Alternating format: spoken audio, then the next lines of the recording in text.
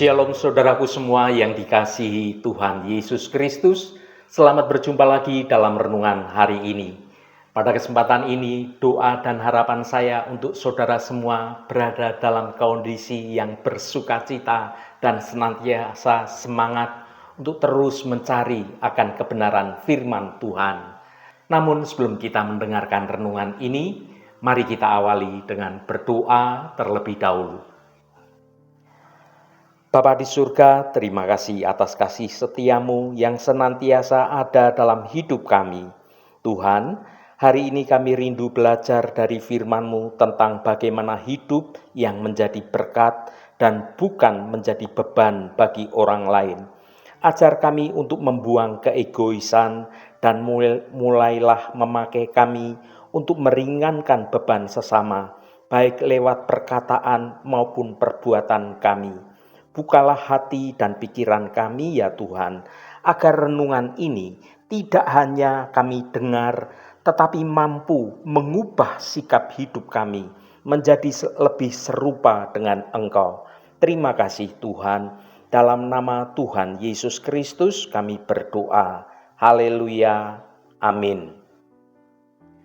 Saudaraku yang terkasih, pernahkah Anda berhenti sejenak dan merenungkan akan pertanyaan ini?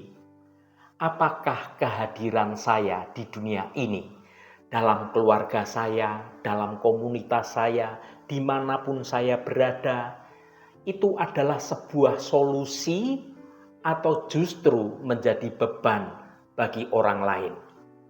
Ini adalah pertanyaan yang mendasar bagi setiap orang, terutama bagi anak-anak Tuhan. Kita diciptakan, kita ditebus, dan kita dipanggil oleh Tuhan bukan hanya untuk menerima, tetapi yang paling utama adalah untuk memberi. Panggilan kita yang luhur sebagai umat Tuhan itu adalah meneladani dari Kristus sendiri, yang hidupnya sepenuhnya adalah menjadi berkat bagi seluruh makhluk ciptaan di dunia ini.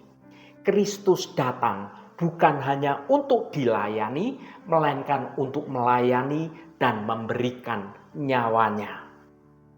Saudaraku, melalui renungan ini kita akan menggali lebih dalam tentang makna sejati dari hidup yang menjadi berkat bagi sesama kita.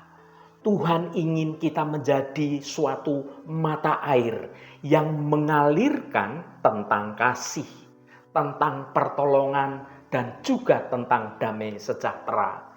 Bukan malah menjadi suatu wadah yang kosong, yang terus menuntut dan menjadi beban dari orang-orang di sekitar kita.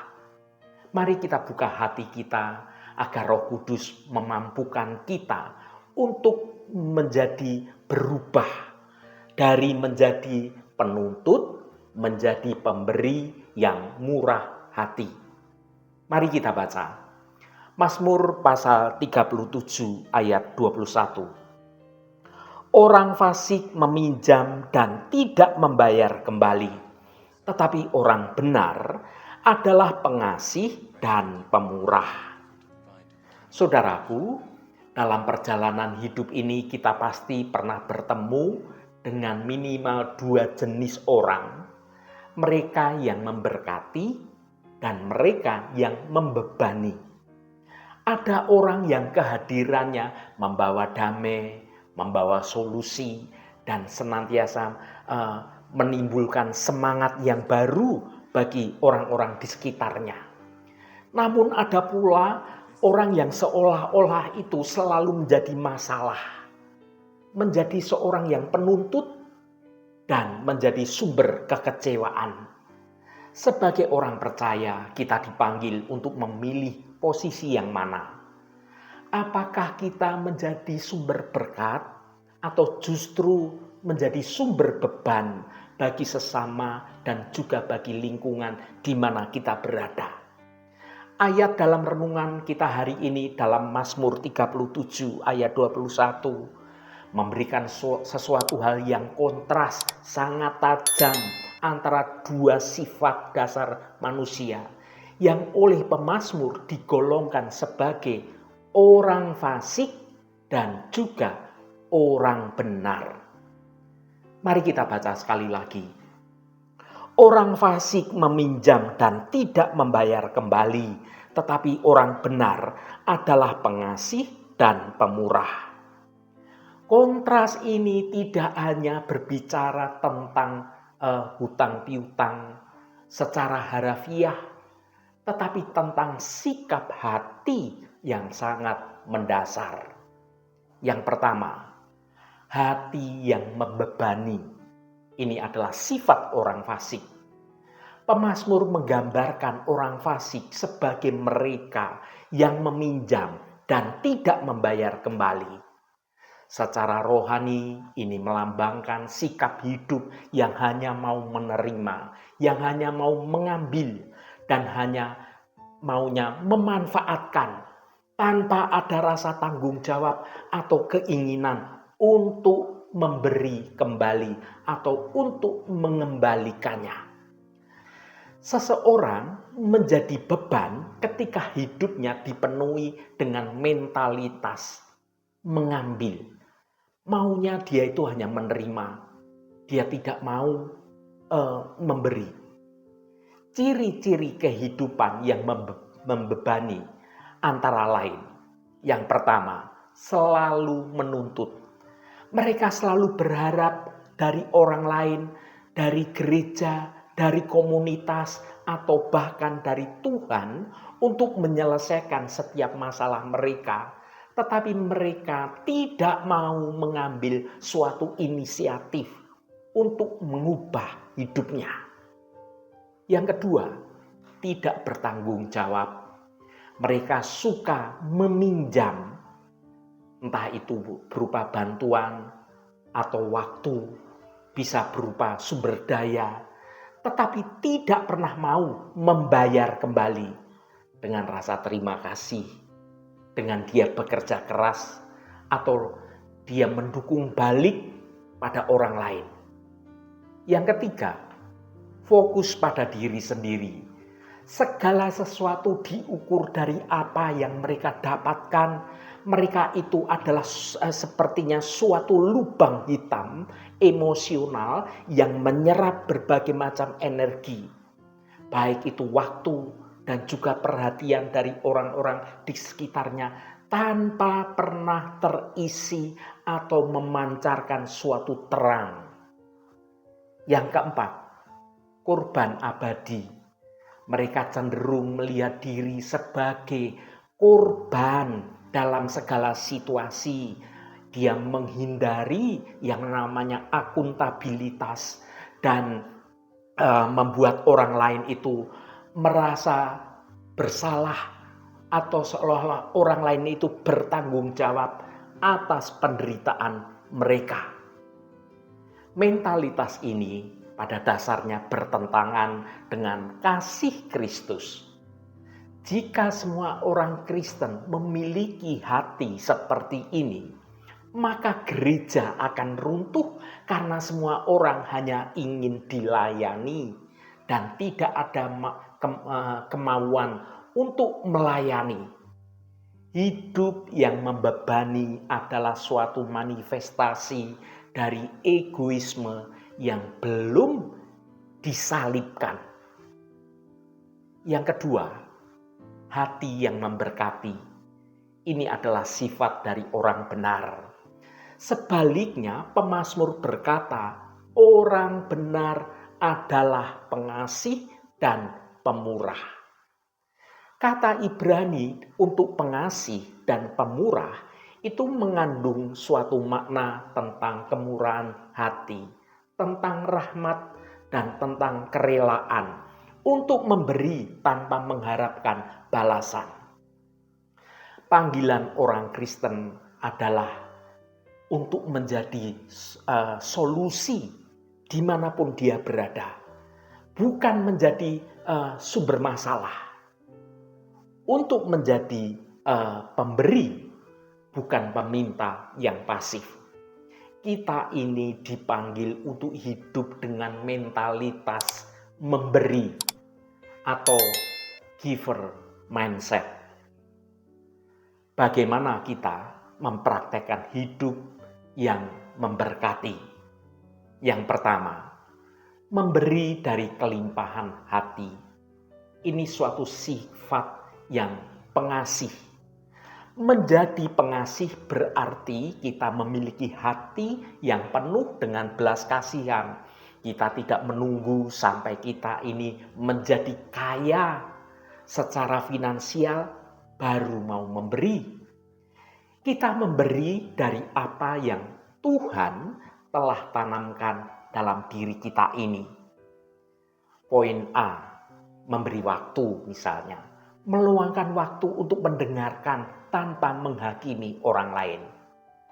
Poin B, memberi energi, memberi tenaga kita, menjadi relawan, membantu pekerjaan di gereja, atau menawarkan diri untuk menolong sesama atau memberi perhatian pada orang-orang di sekitar kita.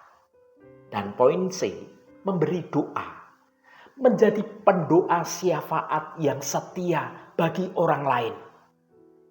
Dan poin D, memberi semangat, mengucapkan kata-kata yang membangun, yang mendorong semangat orang, yang membangkitkan untuk orang itu senantiasa memiliki optimisme, bukan malah merobohkan semangat yang sudah layu.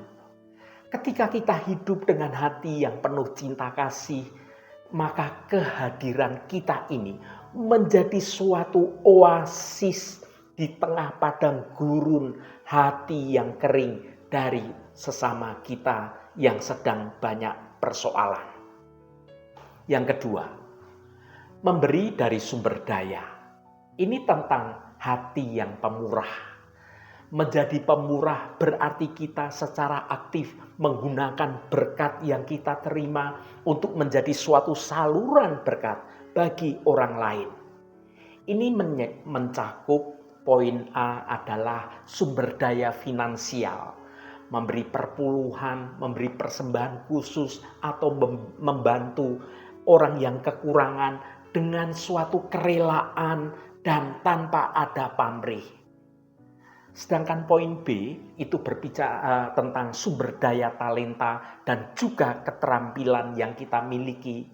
Menggunakan bakat profesional kita, misalnya di bidang akuntansi, di bidang desain, di bidang musik, di bidang mengajar. Semua kita lakukan untuk melayani suatu komunitas atau gereja secara cuma-cuma. Dan poin C, sumber daya pengetahuan. Berbagi ilmu, berbagi pengalaman untuk menolong orang lain supaya orang lain itu bisa bertumbuh bersama dengan kita. Saudaraku yang dikasihi Tuhan, orang benar adalah pemurah karena ia tahu bahwa segala sesuatu yang ia miliki itu berasal dari Tuhan. Kita ini hanyalah bendahara Tuhan. Dan kekayaan sejati bukanlah apa yang kita simpan di dunia ini, melainkan apa yang dapat kita bagikan pada sesama kita. Itulah kekayaan yang sesungguhnya. Yang ketiga, menjadi saluran Kristus. Panggilan untuk memberkati dan tidak membebani pada akhirnya berakar pada teladan Yesus Kristus. Kristus datang ke dunia bukan untuk membebani umat manusia, melainkan untuk memberkati dan untuk membebaskan kita dari segala beban dosa. Kristus meminjam tubuh manusia, tetapi membayar kembali dengan kehidupan yang kekal bagi umat manusia sebagai umat-umat Kristus. Dia adalah Tuhan yang mengosongkan dirinya, menjadikan dirinya itu sebagai sumber berkat yang terbesar bagi kita semua. Ketika kita menerima Kristus, kita menerima anugerah yang pemurah. Respon yang logis dan dari Alkitabiah terhadap anugerah ini adalah menjadikan hidup kita suatu cerminan dari kemurahan hati Tuhan. Bagaimana kita tahu kita hidup memberkati? Ketika orang lain pergi setelah berinteraksi dengan kita, apakah mereka pergi dengan beban yang lebih ringan dan dengan semangat yang baru yang terangkat? Ini berbicara tentang berkat. Atau apakah mereka merasa tetap kelelahan, bahkan merasa dimanfaatkan, atau orang lain itu menjadi kecewa setelah berinteraksi dengan kita? Ini tentang beban. Marilah kita hari ini membuat suatu komitmen yang baru. Dengan kekuatan Roh Kudus, kita akan menguburkan mentalitas mengambil dan secara aktif mempraktekkan mentalitas memberi. Kita adalah anak-anak Allah yang kaya, bukan dalam materi semata, tetapi kaya dalam kasih, kaya dalam rahmat, dan kaya dalam peluang untuk kita melayani banyak orang. Jangan pernah membiarkan hidup Anda menjadi utang yang tidak terbayar bagi dunia ini. Sebaliknya, jadilah pengasih, jadilah pemurah, jadilah aliran berkat yang terus mengalir dari Bapa kepada setiap orang yang Anda temui. Anda menjadi saluran berkat yang memuliakan nama Tuhan. Haleluya, Tuhan memberkati kita semua. Mari kita tutup renungan ini dengan berdoa. Ya Tuhan Allah Bapa kami, sumber segala berkat dan anugerah, kami datang di hadapan-Mu dengan hati ingin merenungkan panggilan hidup kami. Firman-Mu hari ini sudah mengingatkan kami bahwa orang benar adalah pengasih dan pemurah. Kami mohon bentuklah hati kami agar semakin menyerupai dengan Engkau ya Bapa. Ampuni kami jika selama ini kami lebih sering menjadi beban bagi orang lain, penuh tuntutan atau bahkan hanya mau mengambil. Ubahlah kami ya Roh Kudus, agar kami sungguh-sungguh menjadi solusi dan pemberi dimanapun Engkau menempatkan kami. Jadikan tangan kami tangan yang mudah memberi pertolongan. Mulut kami menjadi mulut yang menguatkan dan memberi motivasi yang baik kepada orang lain. Dan hidup kami adalah hidup yang memancarkan kemurahan dan juga kasih Engkau.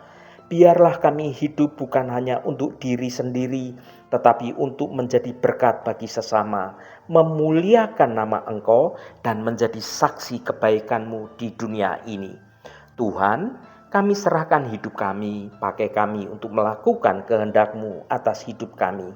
Biarlah di sepanjang hidup kami boleh memuliakan nama Tuhan di tempat kami bekerja, di tempat kami belajar, di tempat kami beraktivitas, dimanapun kami berada. Biar kami memakai hidup kami untuk memuliakan nama Tuhan. Biarlah karena pertolongan Roh Kudus saja, maka dosa tidak berkuasa lagi atas hidup kami. Segala kenajisan, percabulan, amarah, kepahitan, dendam, dan apapun dosa-dosa lainnya, biarlah itu dibuang dari hidup kami, agar hidup kami boleh menjadi berkat bagi banyak orang. Tuhan Allah Bapa kami, berkati setiap mereka yang saat ini selalu setia mencari hadirat Tuhan melalui renungan ini.